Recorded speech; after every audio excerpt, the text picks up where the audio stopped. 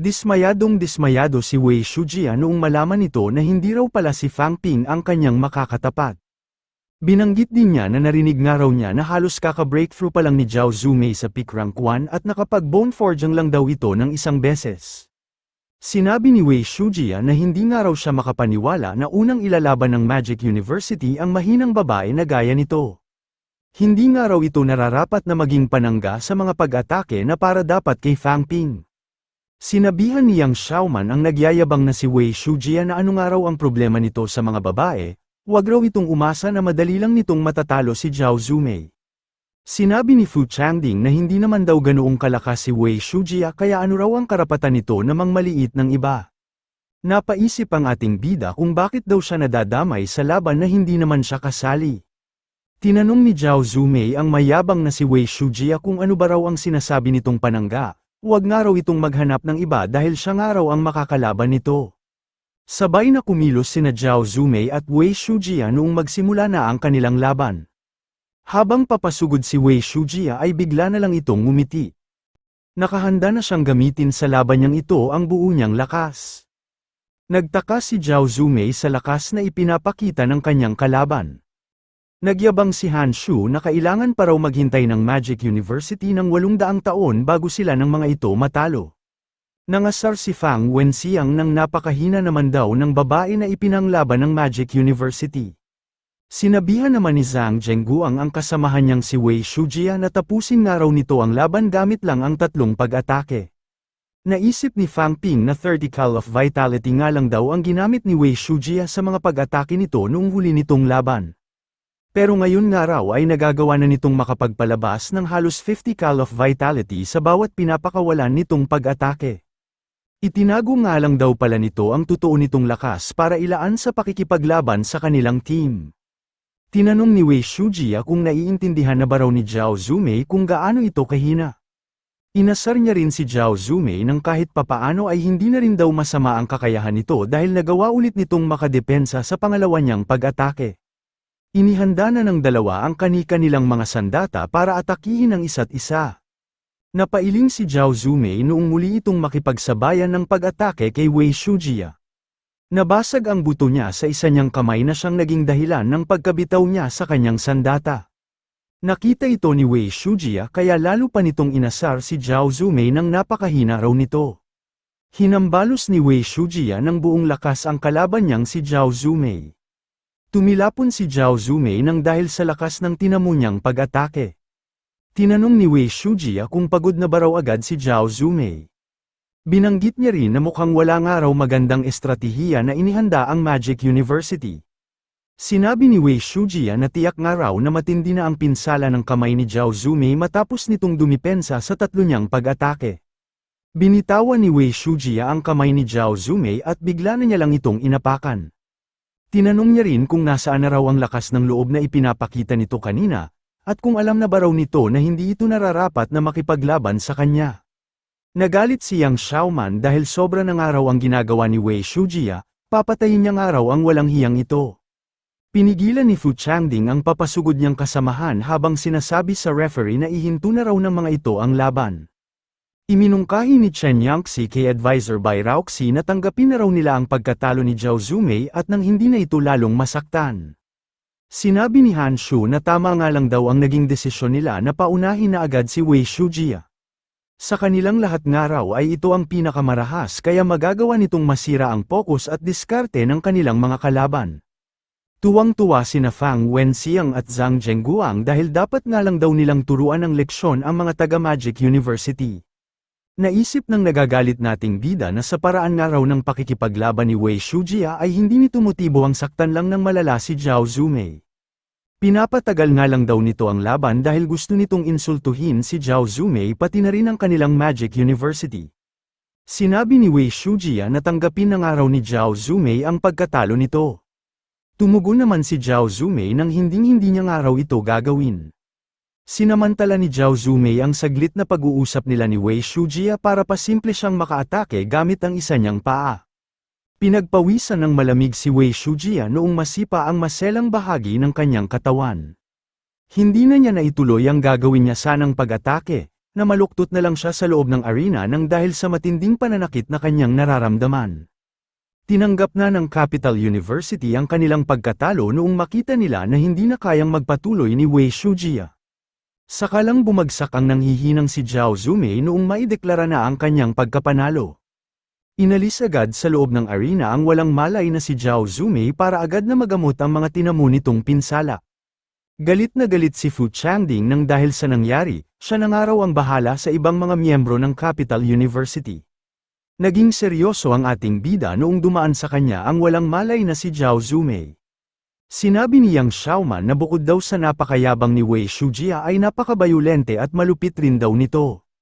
Napakatindi nga raw ng pinsala na tinamo ni Zhao Zumei, nagka-injury nga raw ito sa internal organs, sa kamay at maging sa mukha.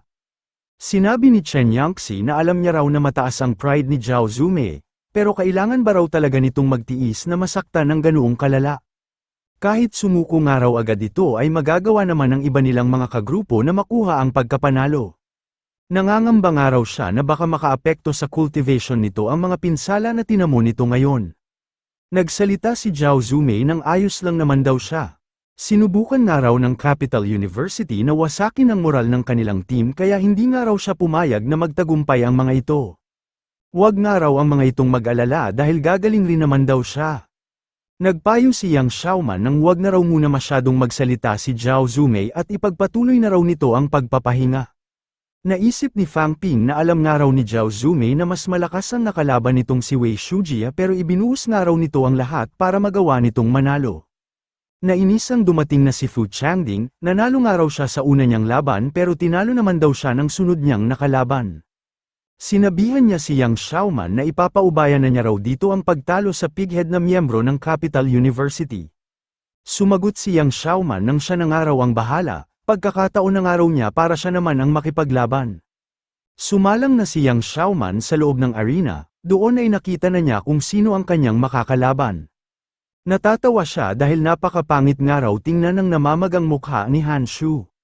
Tinanong niya kung magpapatuloy pa ba raw talaga ito, bakit nga raw hindi muna nito unahin ang pagpapagamot? Sinabi ni Han Shu na hindi raw porket namamaga na ang kanyang mukha ay nabawasan na rin ang kanyang kakayahan. Ang mga babae nga lang daw na martial artist na gaya ni Yang Xiaoman ang may pakialam sa mga ganoong klase ng bagay. Tinanong ni Yang Xiaoman kung ano naman daw ang mali sa pagpapahalaga ng kanyang mukha, at kung ano naman daw ang mali sa pagiging isang babaeng martial artist. Hindi niya nga raw maintindihan kung bakit napakayabang ng mga lalaki na gaya nito. Umatake na si Yang Xiaoman habang sinasabihan si Han Shu nang tuturuan niya nga raw ito ngayon ng isang leksyon, dapat nga raw itong matutong rumispeto ng kalaban kapag nasa loob ito ng isang kompetisyon. Nasalo ni Han Shu ang pag-atake na ginawa ni Yang Xiaoman, sinabi niya rin na kung hindi nga raw kasalanan ang pagpapahalaga sa itsura, ano nga raw kaya kung sugatan niya ang pinapahalagahan nitong mukha. Iniangat ni Yang Xiaoman ang isa nitong kamay para gamiting pangdepensa. Pero hindi niya inasahan na pinapakagat lang pala siya ng kanyang kalaban. Sinabi ni Han Shu na sa pagprotekta nga raw ni Yang Xiaoman sa mukha nito ay nagawa na niyang mahuli ang magkabila nitong kamay. Sa pagkakaalam nga raw niya ay upper limb ang pinaka-ni-reforged ni Yang Xiaoman, ano na nga raw ang gagawin nito ngayon? Iniangat ni Yang Xiaoman ang kanan niyang paa para atakihin ang maselang bahagi ng katawan ni Han Shu. Pero hindi siya nagtagumpay dahil nabasa na agad ni Han Shu ang gagawin niyang pag-atake. Nainis si Yang Xiaoman dahil nakaipit sa magkabilang hita ni Han Shu ang ipinangsipa niyang paa. Sinabi ni Han Shu na mukhang dalubhasa nga raw si Yang Xiaoman sa pag-atake sa mga ganoong parte ng katawan, nasaan na nga raw ang sinasabi nitong respeto. Nahinto ang pagsasalita ni Han Shu noong bigla itong atakihin ni Yang Xiaoman gamit ang ulo. Nakawala si Yang Xiaoman noong makaramdam ng pagkahilo ang kanyang kalaban. Sinamantala niya agad ang pagkakataong ito para magsagawa ng pag-atake. Napansin ni Han Shu na aatakihin na siya ni Yang Xiaoman gamit ang isa nitong kamao. Pero hindi siya tinamaan ng suntok dahil una niyang naipatama ang itinatago niyang patalim. Napaisip si Yang Xiaoman kung kailan pa raw nahugot ni Han Shu ang ipinangatake nitong sandata. Tinanong ni Han Shu kung umaasa ba raw talaga si Yang Xiaoman na magagawa siya nitong matalo. Mas malakas at mas mabilis nga raw siya kumpara dito kaya hindi nga raw ito mananalo kahit ano pa mang paraan ang gamitin nito. Napahinto na naman ang pagsasalita ni Han Shu noong muli na naman siyang atakihin ni Yang Xiaoman gamit ang ulo nito. Napagtanto ni Yang Xiaoman na epektibo ang paraan ng kanyang pag-atake kaya ginawa niya ulit ito ng ilan pang beses. Nagtatamo man siya ng pinsala pero handa niya itong tiisin para magawa niya lang manalo. Naisip ni Han Shu na nagsisimula na nga raw siyang mawala ng kamalayan. Napansin ni Yang Xiaoman na nahihilo na ang kanyang kalaban kaya doon na niya isinagawa ang kanyang malakas na pag-atake.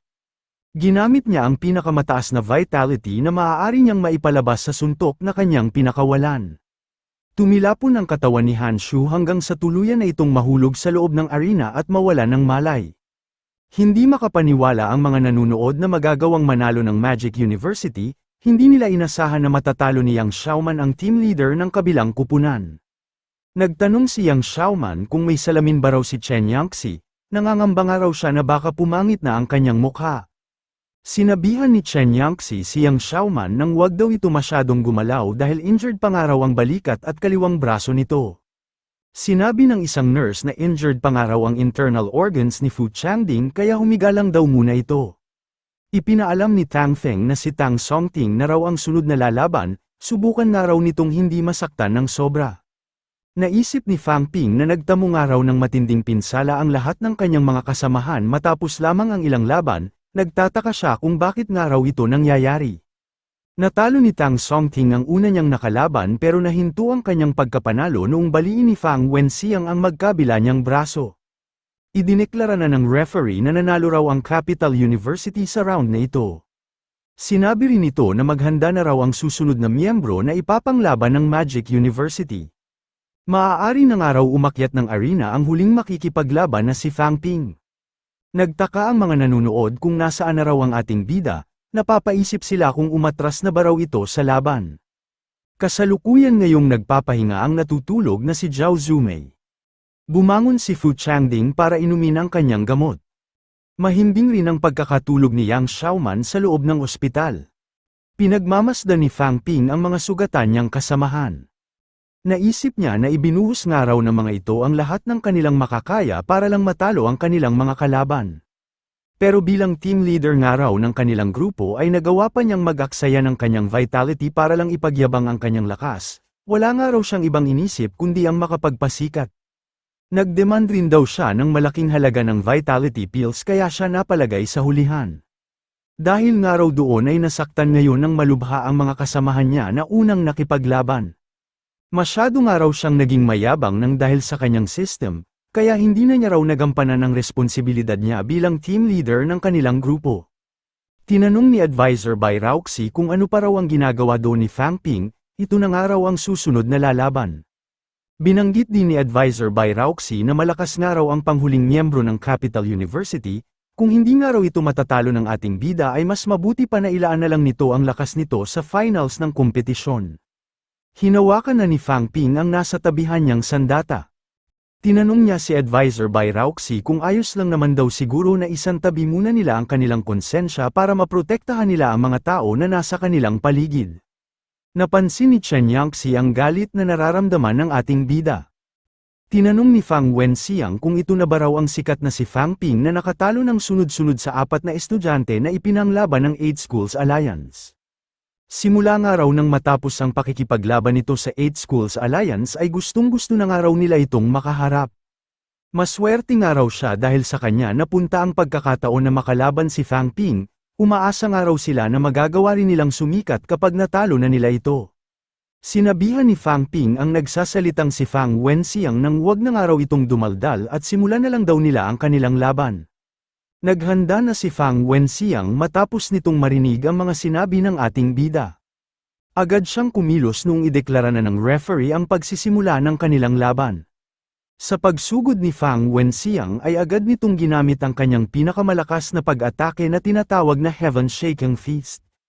Hindi nagpasindak ang ating bida at walang takot na kinaharap ang pag-atake ng kanyang kalaban.